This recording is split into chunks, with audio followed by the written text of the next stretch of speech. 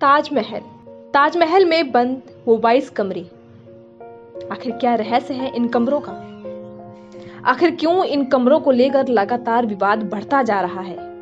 आगरा में प्यार का प्रतीक माने जाने वाला ताजमहल का विवाद जो है लगातार बढ़ता ही जा रहा है। तो आज भी हम ताजमहल के उन 22 कमरों के बारे में बात करेंगे जिसको लेकर विवाद हो रहा है।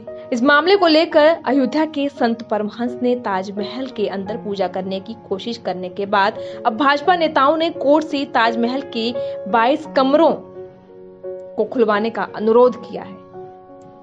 अयोध्या बीजेपी मीडिया प्रभारी डॉक्टर रजनीश सिंह ने कोर्ट में एक याचिका दायर की है। दायर याचिका में ताजमहल के 22 कमरों को खोलने का अनुरोध किया है।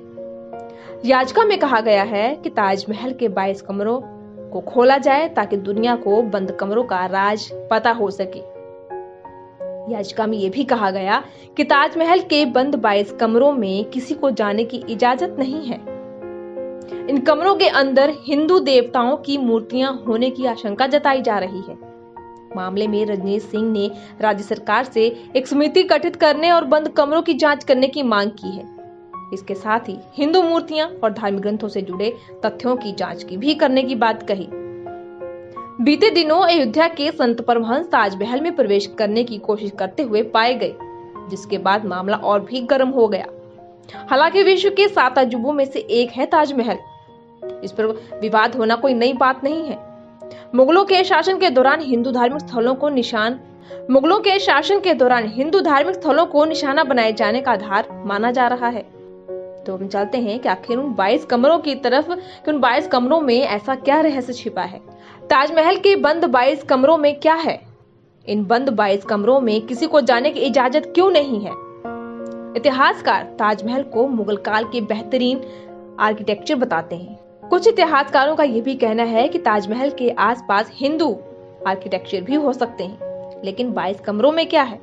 हालांकि हिंदू इसे शिव मंदिर बताते हैं तो वहीं मुस्लिम इबादत गाह बताते हैं। अयोध्या भाजपा मीडिया प्रभारी डॉक्टर रजनीश सिंह का कहना यह है कि ताजमहल के बंद कमरों का रहस्य सबके सामने आना चाहिए, क्योंकि ताजमहल में भगवान शंकर का मंदिर या इबादत गाह को लेकर उठ रहे सवाल पर लगाम लग जाए।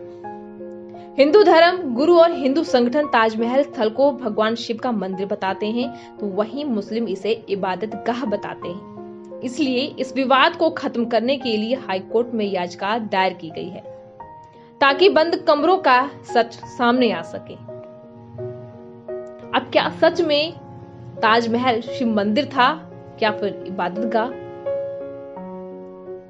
बताया जा रहा है कि ताजमहलरू सत्यकथा में पीएनओके का एक कहना है कि यह मूल रूप से एक शिव मंदिर या राजपुताना महल था, जिसे शाहजहां ने कब्जा कर एक मकबरे में बदल दिया।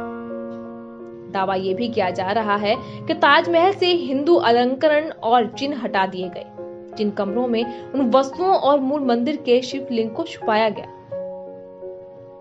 उन्हें सील कर दिया गया है। उन्होंने अपनी किताब में दावा करते हुए यह भी कहा है कि मुमताज को उनकी कब्र में दफनाया ही नहीं गया था।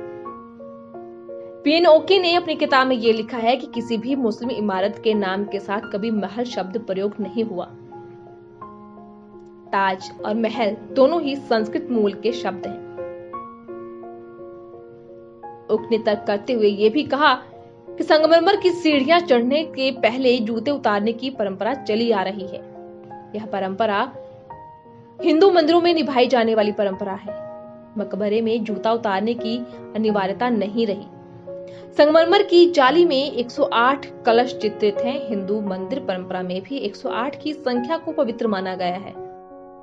ओक का यह भी दावा है कि तो महालय मंदिर में अग्रेश्वर महादेव प्रतिष्ठित थे। ताजमहल के दक्षिण में एक पुरानी पशुशाला है जहां पालतू गायों को बांधा जाता था। वहीं मुस्लिम कब्र में गौशाला होना संभव नहीं है। पूरे ताज परिसर में 400 से 500 कमरे और दीवारें हैं। तो आज के लिए बस इतना ही। इन बंद 22 कमरों के बारे में जितनी भी जानकारी हासिल हुई है जो हमने आपसे साझा की है, जैसा कि कई हिंदू इसे शिव मंदिर बताते हैं तो वहीं मुस्लिम इबादत गाह बताते हैं। इसी तरह आप और भी जानकारी के लिए बने रहिए एसएमजेड न्यूज इंडिया के साथ। अगर आपको ये वीडियो अच्छी लगी हो तो वीडियो को लाइक कीजिए, शेयर कीजिए और कमेंट करके अपनी राय दीजिए।